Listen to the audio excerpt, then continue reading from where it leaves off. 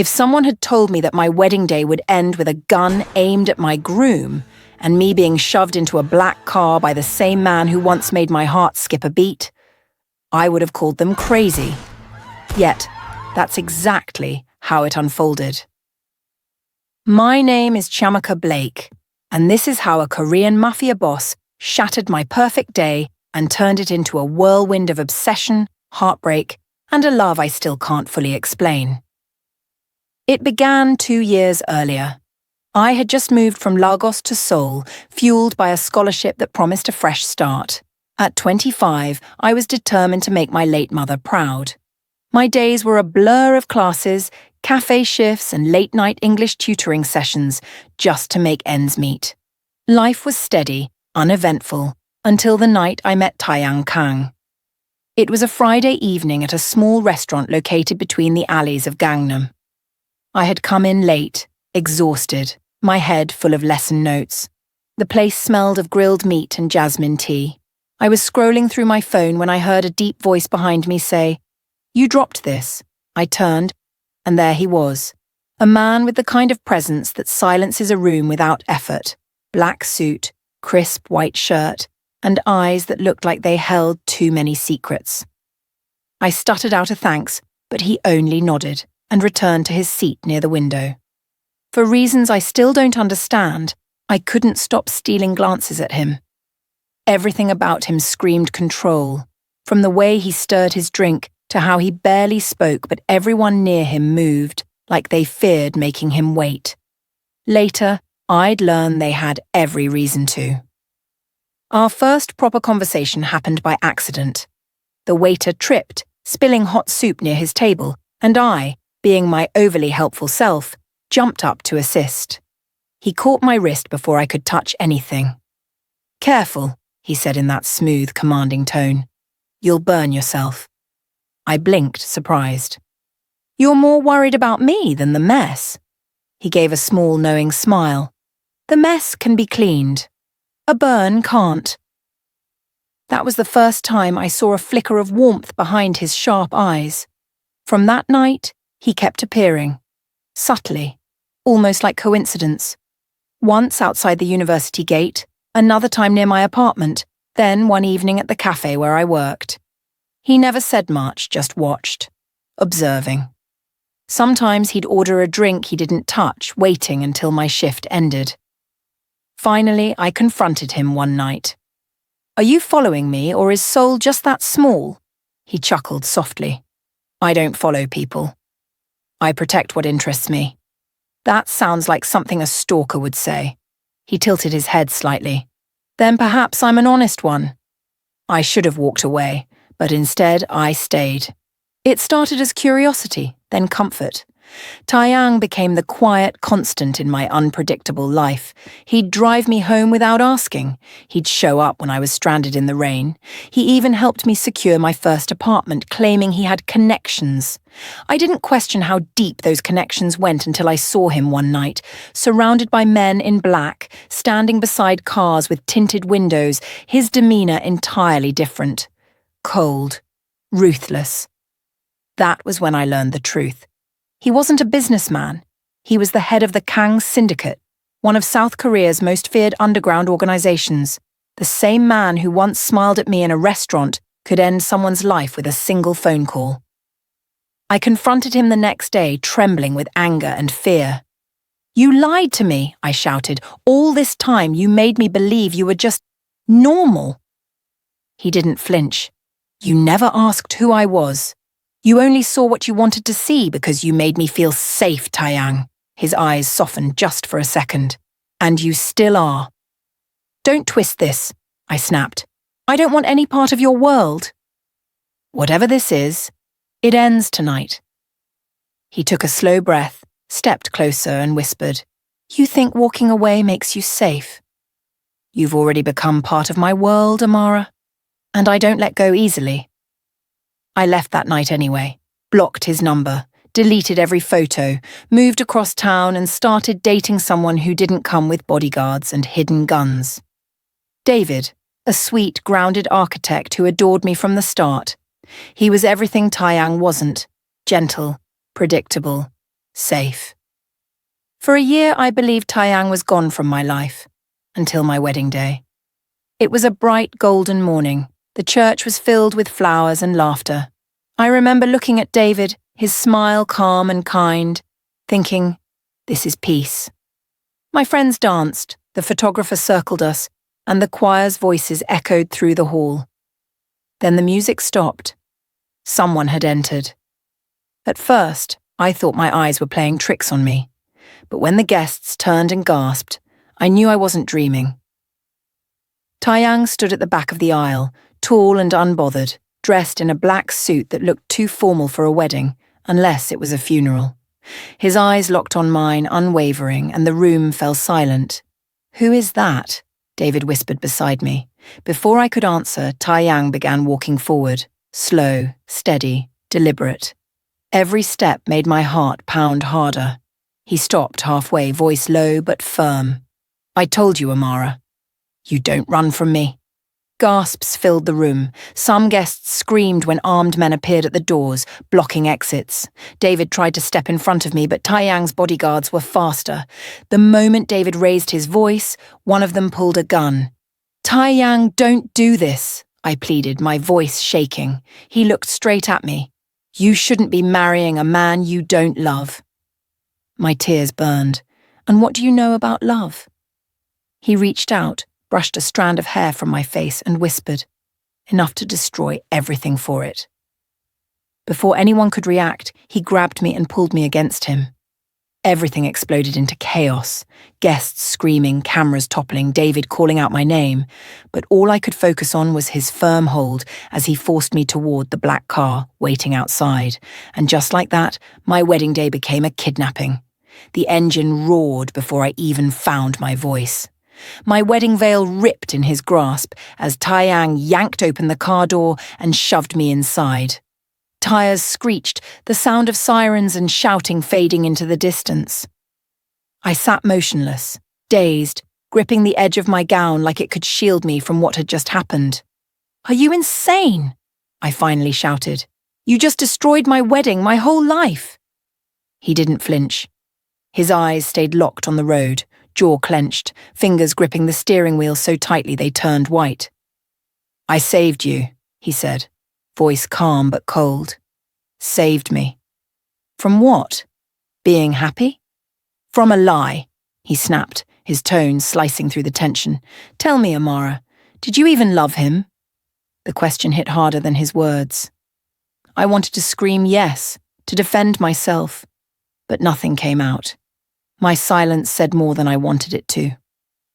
Outside, Seoul's skyline raced past in streaks of neon and blur, beautiful and indifferent to the chaos inside the car. "Where are you taking me?" I asked, my voice barely steady. "Somewhere safe," he said. "I don't want your kind of safe." He let out a slow breath. "You don't get to decide that right now." His phone buzzed. He hit speaker. A man's deep voice spoke rapid Korean, urgent words like security breach, police, media. Taeyang replied curtly, then ended the call. He glanced at me, his expression unreadable. "You're already on every news channel." I swallowed hard. "Then let me go before it gets worse." He finally turned to me, eyes softening just a fraction. "You think this is about publicity?" I couldn't care less about headlines. I care about you. The car slowed as we approached a gated villa outside the city, a sprawling mansion hidden behind walls of stone and ivy. Guards opened the gates without question. I felt my stomach twist. The air inside the compound was too still, too quiet, like the world outside had been cut off. When he stopped the car, I didn't wait. I shoved the door open and ran. The gravel crunched under my heels, my heart hammering. I didn't make it far before he caught me by the wrist. "Let me go, Taeyang." His grip tightened, not cruel but unyielding. "If I let you go now, the people after me will find you first. And trust me, they won't ask nicely." I blinked at him, startled. "What are you talking about?" "There's a price on my head. And anyone close to me," he said, eyes darkening. "When I heard about your wedding, I knew they'd use you to get to me." I had to act before they did. My breath hitched. I didn't know if he was telling the truth or manipulating me. With him, it was always both. Inside the mansion, the scent of leather and smoke filled the grand hallway. Everything gleamed with quiet danger, marble floors, surveillance screens, men moving like shadows. He guided me upstairs to a room overlooking the city. It was beautiful, but it felt like a cage. I turned on him. So what now? You'll keep me here until I fall in love again? His gaze softened, though his words stayed firm. Until you understand why I did this. Understanding won't make me forgive you. He stepped closer, lowering his voice. Maybe not. But it might keep you alive. He left, locking the door behind him. For hours I paced the room, torn between fury and confusion. Every time I thought about escaping, his words echoed in my mind. They'll use you to get to me. But was that real? Or just another excuse to keep me close? When night fell, I went to the window. The lights of Seoul shimmered far away, tauntingly free. Then I saw him in the courtyard below, speaking to his men, the glow of his cigarette illuminating his face. Even from a distance, there was something haunting about him. Powerful, dangerous, yet undeniably human. I hated that my heart still reacted. Hours later, there was a knock. The door opened and Taeyang stepped in, holding a tray of food. You should eat, he said simply. I crossed my arms. You think dinner fixes kidnapping? He smirked faintly. It's a start. I wanted to throw the plate at him, but hunger won. As I ate, he leaned against the wall, watching me with quiet intensity. Finally, I snapped. Stop looking at me like that. Like what? Like you own me. He tilted his head. I don't own you, Chiamaka. But I can't deny that I want you near me. That's my curse. Something in his tone shifted. Less mafia boss, more man, vulnerable, almost broken. I wanted to hate him, but part of me wanted to understand him too. Why me? I asked softly. Of all the people you could have, why me? He took a slow breath. Because you look at me like I'm still human. Everyone else sees a monster. You see the man I used to be. The room went quiet. That was the moment I realized my story with Taeyang wasn't just about danger. It was about two people trapped between worlds, both too stubborn to let go. But as the night deepened, I felt a cold truth creeping in. Love or not, I was still his prisoner. And the line between protection and possession was starting to blur. The following morning, sunlight spilled through the curtains, painting golden stripes across the floor. I woke with a start, momentarily forgetting where I was, until I saw the locked door, the untouched breakfast, and the faint hum of security cameras hidden in the corners. Reality hit like a bruise. I wasn't free. Hours crawled by. I tried the balcony, too high. The phone, disconnected. Even the wardrobe was filled with clothes in my exact size. My pulse quickened. He'd planned this. Every detail. When the door finally opened, Taeyang stepped in, wearing a crisp black shirt and that same maddening calm. You're still here, he said lightly. Where else would I be? Your guards probably shoot anyone who breathes wrong. He smiled faintly.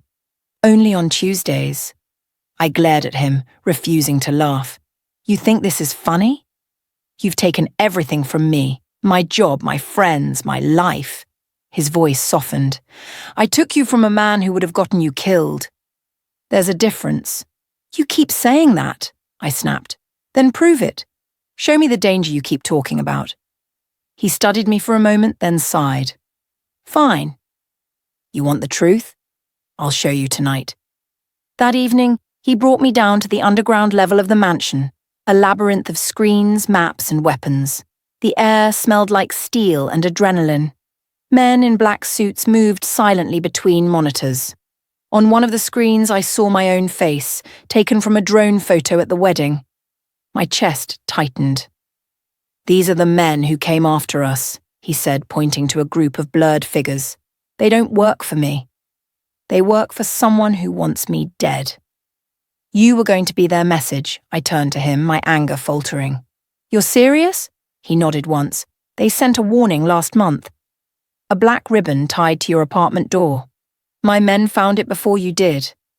I swallowed hard, remembering the day I thought the wind had blown that ribbon there. My throat went dry. You should have told me.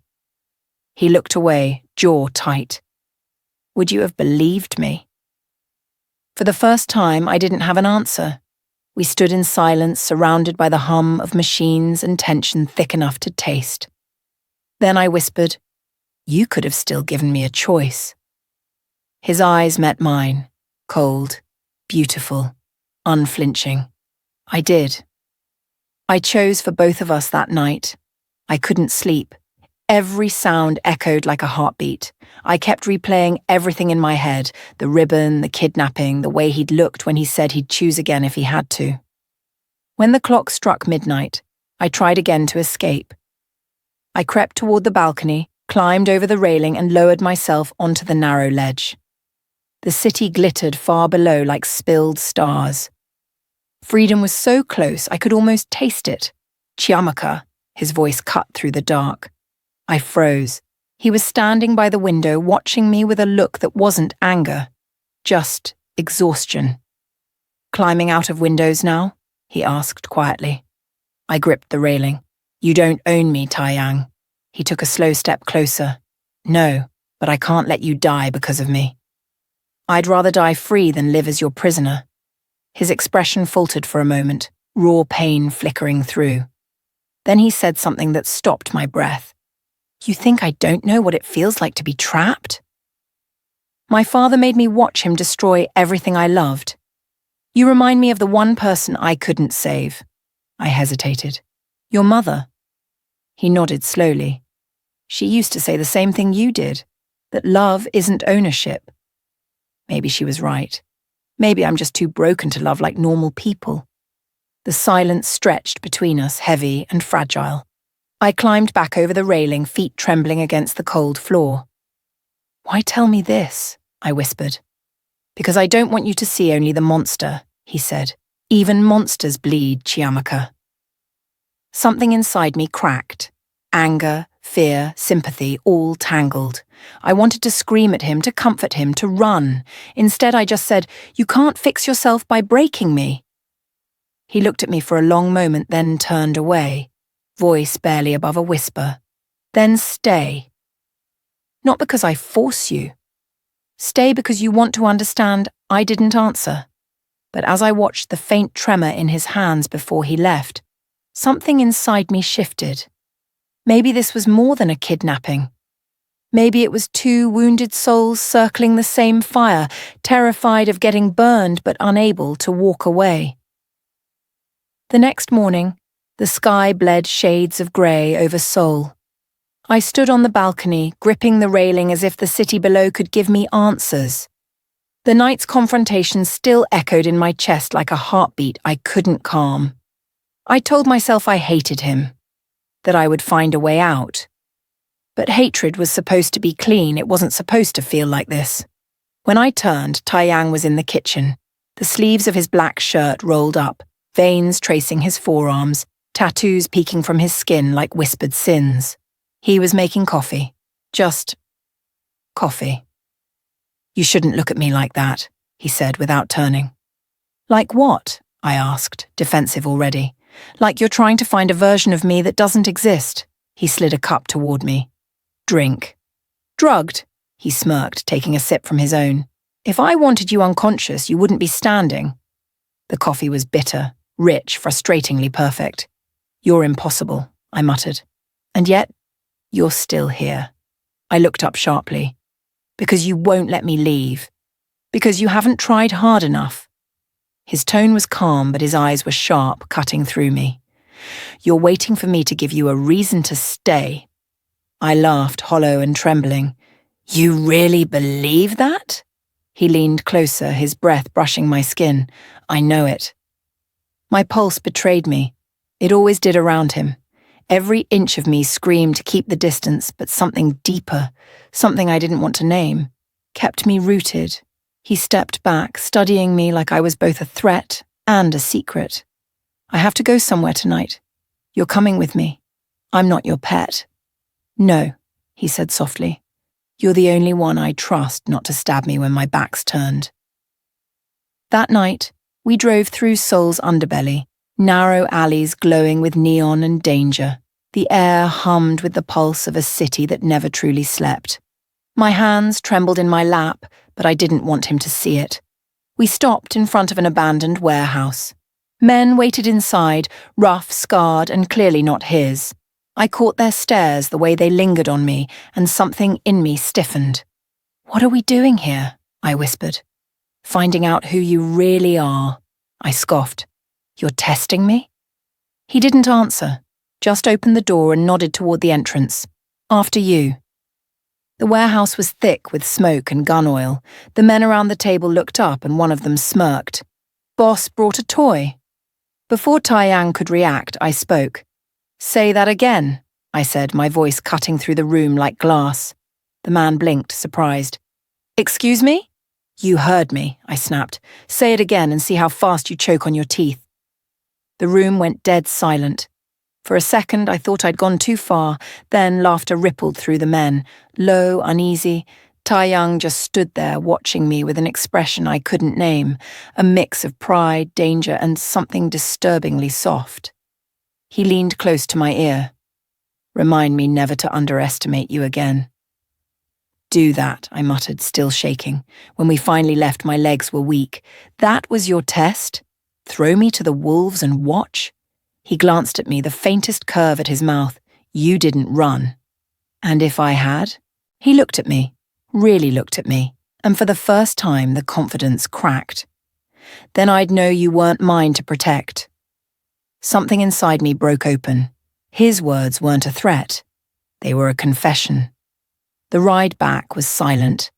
The city lights flickered across his face, carving shadows and light that made him look almost human. When we reached the penthouse, I thought it was over, that I could finally breathe.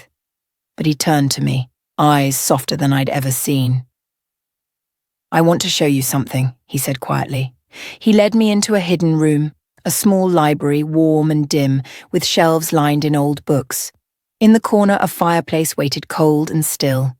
He struck a match, and flame came to life. You read? I asked. Sometimes, he said, sitting by the fire. My mother built this room before she died.